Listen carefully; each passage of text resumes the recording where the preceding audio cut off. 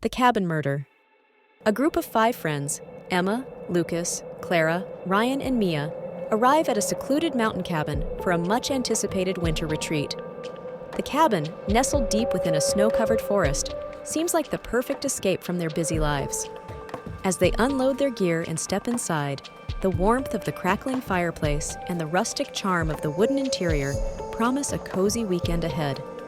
Emma, ever the practical one, takes charge of organizing their supplies, while Lucas, the charismatic leader of the group, lights the fire and jokes about their adventure in the wilderness.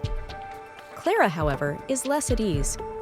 She gazes nervously out the window at the encroaching darkness, her breath fogging the glass.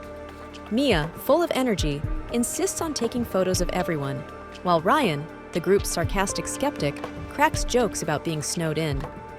On a dusty shelf, Emma finds an old journal filled with cryptic notes about betrayal and revenge. She chuckles uneasily, brushing it off as a relic from a past visitor. None of them could know how prophetic those words would soon become. That night, the storm arrives with a vengeance. Snow piles up quickly, burying the cabin under a thick white blanket. Wind howls against the windows, shaking the shutters, and the temperature drops further.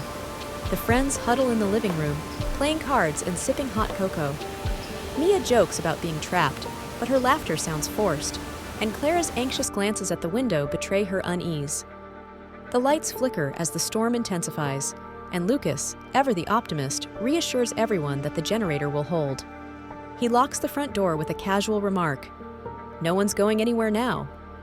The line hangs in the air, heavy with unintended meaning. By morning, the storm has passed, leaving the world outside eerily still. Clara is the first to wake. She notices Ryan's empty spot on the couch, where he had fallen asleep the night before. Assuming he went to the kitchen, she calls out to him. Her voice echoes in the silence. A sinking feeling grips her chest. As the others wake, the search begins. They check every corner of the cabin, growing more frantic with each empty room.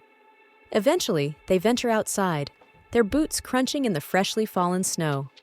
That's when Clara spots it, a dark shape near the shed. As they approach, the horrifying truth becomes clear. Ryan's body lies partially buried in the snow, his face pale and lifeless. Blood stains the snow beneath his head, and faint footprints lead from the cabin to where he lies. Clara screams, her voice piercing the still morning air, while Lucas pulls her back toward the cabin, urging everyone to stay calm. Inside, the mood shifts to one of paranoia and fear. Emma, practical as ever, suggests calling for help, but Lucas reminds them that the storm has knocked out both the phones and the landline. Mia mutters about waiting for rescue, but Clara's trembling voice cuts through the tension. "One of us did this." The room falls silent. The realization is chilling. If Ryan didn't leave willingly, someone must have forced him outside. But who? And why? The group begins to unravel. Searching through the cabin, they find clues that deepen the mystery.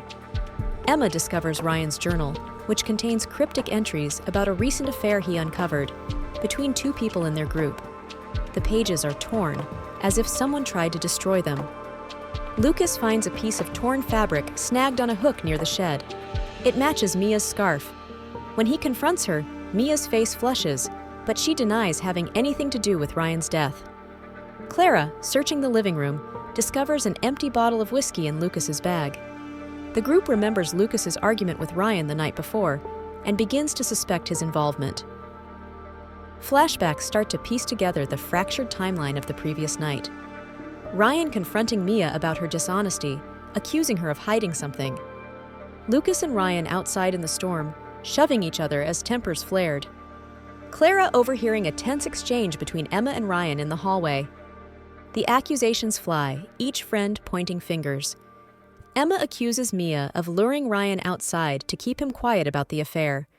Mia, teary-eyed, denies it, but stammers when asked about the torn scarf. Clara suggests Lucas's drunken temper may have led to a fight. Lucas defends himself, but falters when Clara points out the empty whiskey bottle. As night falls again, the friends sit in the dimly lit living room, the generator sputtering. Tension fills the air, and no one speaks. Clara, deep in thought, suddenly realizes something that makes her heart race. She recalls the footprints leading away from the cabin to Ryan's body, but none returning. If Ryan didn't walk back, someone must have dragged him there. The pieces click into place. Clara confronts Lucas, her voice trembling but resolute. Flashbacks reveal Lucas and Ryan's heated argument outside the cabin. Ryan, furious, had accused Lucas of undermining him within the group.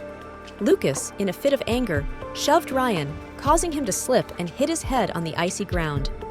Panicking, Lucas left him there and returned to the cabin, locking the door behind him. As Clara's accusation lands, Lucas's face crumples. He doesn't deny it.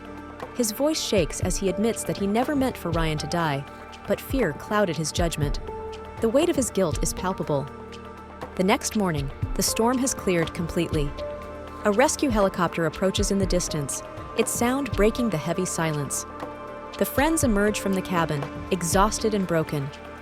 Lucas walks ahead of the group, resigned to the consequences he must now face. Clara watches him with a mix of sadness and relief, knowing the nightmare is finally over. Inside the cabin, the scene is left as it was. Ryan's journal lies on the table, its pages fluttering in the breeze from an open window. The haunting words from its final entry remain visible. "They'll never forgive me for what I know."